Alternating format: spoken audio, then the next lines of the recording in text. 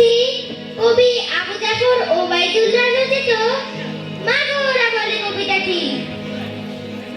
কুমড়ো ফুলে ফুলে নুয়ে পড়েছে লতাটা, সজনে ডাঁটায় ভরে গেছে গাছটা, আর আমি ডালের গুড়ি শুকিয়ে রেখেছি। খোকা তুই কবে আসবি, কবে ছুটি? চিঠিটা তার পকেটে ছিল, ছেঁড়া আর রক্তে ভেজা। মা গো ওরা বলে সবার কথা কেড়ে নেবে, তোমার কোলে শুয়ে গল্প শুনতে দেবে না।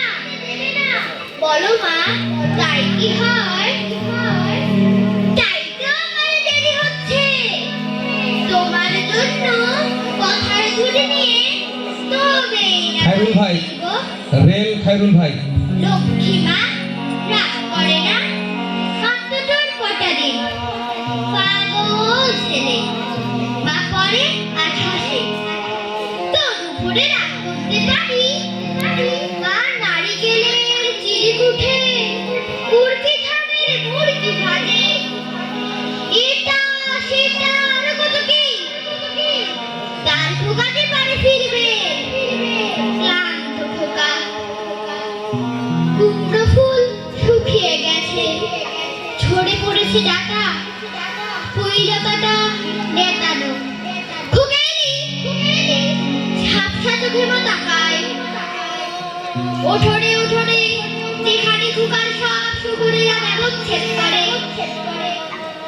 এখন মায়ের ছুটি চৈত্রের রোদ পুড়িয়ে দেয় শুকুরে।